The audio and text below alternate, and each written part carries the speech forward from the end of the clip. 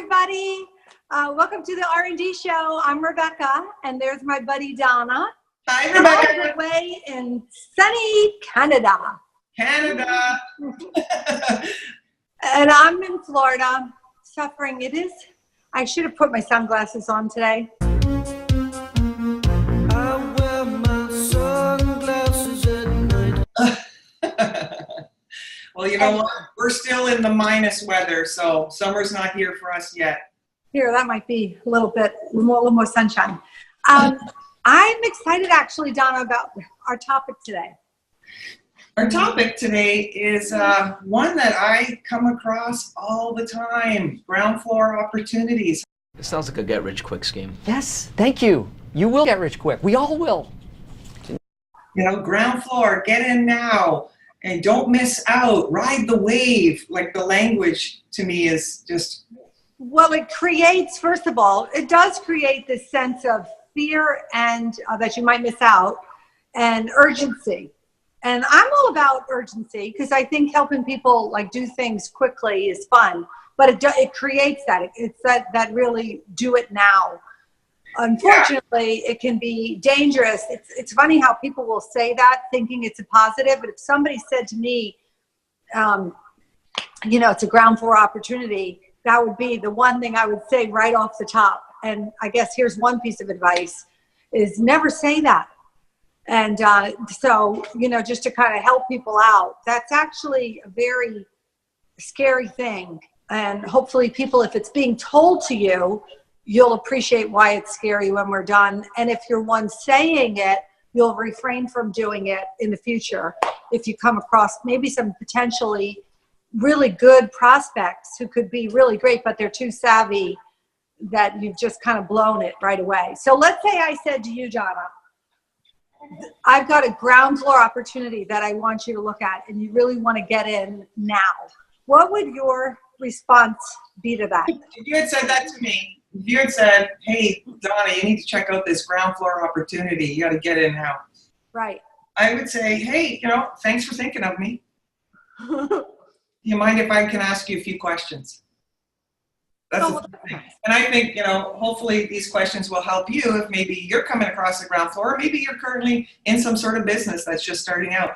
But I think there's key questions you need to ask to see if the business is going to be a viable one to help you create that long-term ongoing residual income that we've talked about before. That, to me, is the reason why people start working from home and home businesses, because they tout this concept of residual income.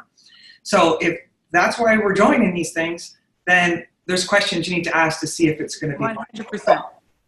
One question I would ask is, okay, what's the product or service? That's number one. What are you selling? What's the basis of this business? And obviously they're going to tell me. I've seen a million of them come across my desk, and not even that, even face-to-face people coming and talking to me about ground floors. So when I'm looking at the product or service, the next question is, how much is it? And I want to see if it competes in the real market. So let's say it's a weight loss shake. Let's see if it's a weight loss shake and it's the weight loss shake of the century. I want to compare it to other weight loss shakes that are in the real market to see the value of it. Because at the end of the day, if the value isn't there, people aren't going to spend their money on something that is too expensive. It has to be reasonably priced. Yes. That's really what we're saying, because you don't want it to be where it's so expensive that somebody is saying, wow, this is so much more than what I would typically spend, or that anybody I know would. Right, because there's a lot of great products out there. There's a lot of great products in your grocery store, in health food stores, in network marketing or direct sales. There's so many products, and there's a lot of great ones. Right. So if there's a lot of great ones, then let's look at price. That's okay. The next question, going back to ground floor, the next question I would ask is, okay, who's the CEO or the founder of this company? And the reason I ask that is because what I found in the direct sales multi-level marketing companies is that the new ones that start, the ground floors, they're almost always started by someone who is involved in a different multi-level marketing company or direct sales company that went under. Yeah, that's actually true. You know, I don't know that I would have thought to have checked that out, but that's actually really good counsel. Yeah. So thanks So, for, if Yeah. the owner or CEO or founders are from a previous MLM company, Yeah. then my question is, what happened to that other company? Yeah. Still in business? Why did they leave? Were they business builders in that company, or were they owners in that company? I was just going to say They that. were a business builder in that company and Yeah. left, or the company failed and then they went and started their own. And can I also say, I just spoke to somebody, this was really more about a year or two ago, it was a while ago, and we were having breakfast, and that is exactly what happened with this company, that it was a juice company. Okay. So, and that's another topic for another time, these one product wonders, you know, but Right. anyway.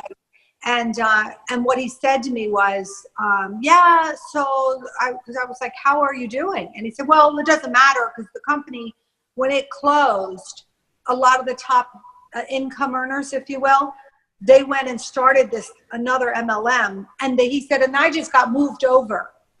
And all of the people just got moved under right with me with this new company, which was then a skincare company. And I was like thinking, well, first of all, is that fair to anyone that you get moved over with all these people under you? Like, talk about an unfair, you know, advantage to all the people who then are joining that ground floor. I mean, that's a huge disadvantage to everybody else. And, you know, a lot of the new businesses that are starting, these network marketing company businesses, they pay leaders from other companies to leave their company and come. So they'll give them some sort of bonus to come over and bring their teams. And it's kind of scary, and it's to me, doesn't seem fair, like you mentioned. I know, Donna, we were never paid. I know. I started with one customer at a time. I'll have to talk to our CEO about that. The other thing I would question, Yeah. and you know, I think it's important to ask these questions, not to put down a company or put down a person or put down anything, but to look at solid business principles, right? Right. So another thing I would look at is just the entire concept of ground floor. Like when someone says to me, you need to get in now, doesn't that say, just right off the bat, doesn't that speak volumes, in fact, to the fact that those who join later are at a disadvantage and they're going to miss out?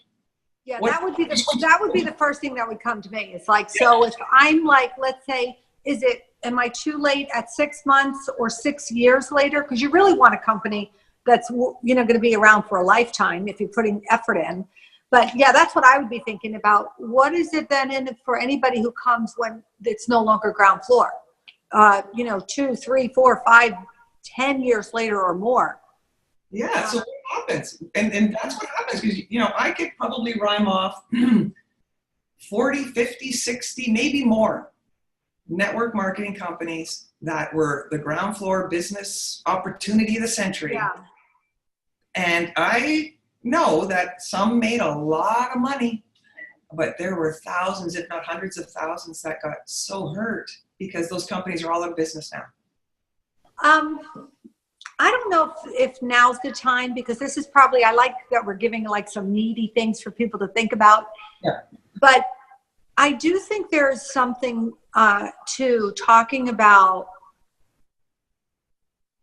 really that these are really well-meaning people who are joining and who are, in other words, they have real goals, and for a lot of people it's a, you know, a kind of maybe like a do or die, if I could put it that way, meaning for so many people an extra $500 a month is critical to their household.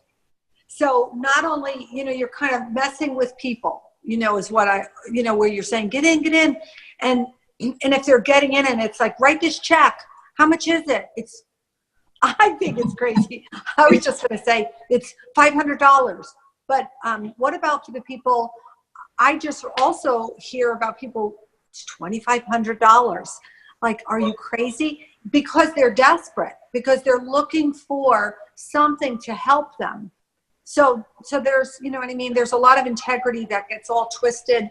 And then for the people that they can't afford to not succeed, or they can't afford to lose that money, but that are losing it. I have unfortunately spoken to too many people who like can get pretty emotional about it.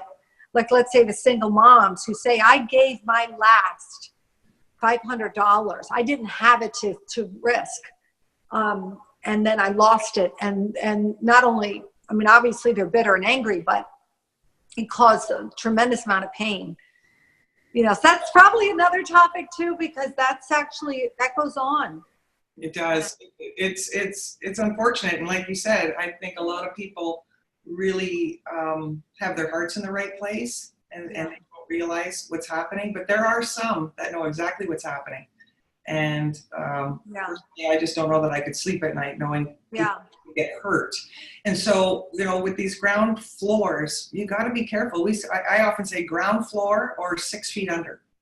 Because often that's where they go after the initial ground floor opportunity is over, and what happens to all those people. So those are just a few of the questions I would ask, and if the CEO, owners, founders were from, and I have found many that have been from multiple ones. They've been involved in multiple network marketing companies and have started a new one, then joined a new one, then started a new one. It's crazy. Okay, so Donna, so let's just make a few notes here. So one is you're talking to find out who is running the company. Yep. Okay, so that's one. Yep. It's kind of nice, by the way, if they're privately owned. Yes. Because they're not answering to this board, you know, who's really just concerned. Yeah, shareholders. That's another actually smart way to just look at it. Is it privately owned? Mm-hmm. So one is that. Is the product something that people are really using and consuming on an ongoing basis? I would say that would be something I would want to know. Right, with value compared to the real market. Right. So how is it priced? You don't want to have to be justifying a price. People are looking for, you know, something that is reasonably priced. Yes. I don't think people mind as much paying if they feel it's a reasonable price. For the value of it, yes. Yeah, and hopefully it's even saving them money. Mm-hmm. But and then you know, like you said, like how is it going to help people who are joining later when it's no longer brand new startup, that kind of thing. So that's just good counsel to people who, because you know, let's be fair, there may be businesses that are just starting, right? Somebody's got a good product that's reasonably priced, and it's just opening, and you know, and it could be. My counsel would be not to promote it as ground floor. That's what I was going to say. So there's the counsel there. It's to just be careful with what you're saying, so that you don't turn people off. And because there's people who say that they don't even think about what that might sound like all the way we're digging into it. So just phrase it differently. And you know, I have a business I just am starting with, and that I think is worth looking at. That would even be a better way.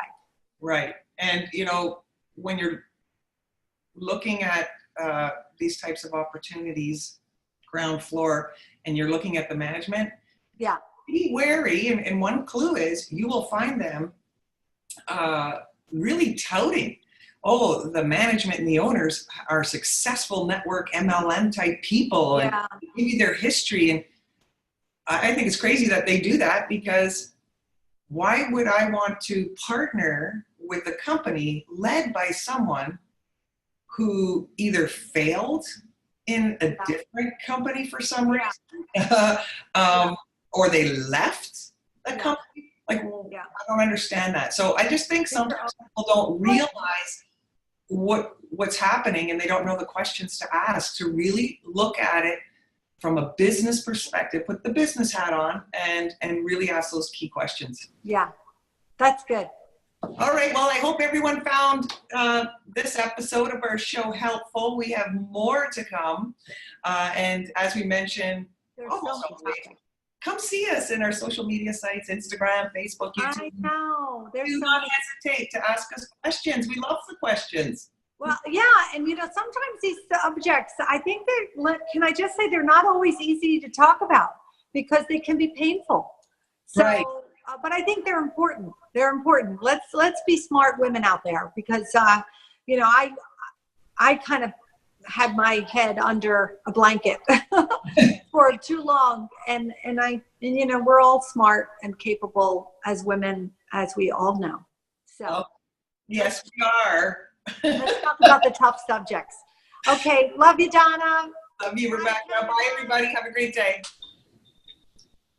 So blind. I know, me too.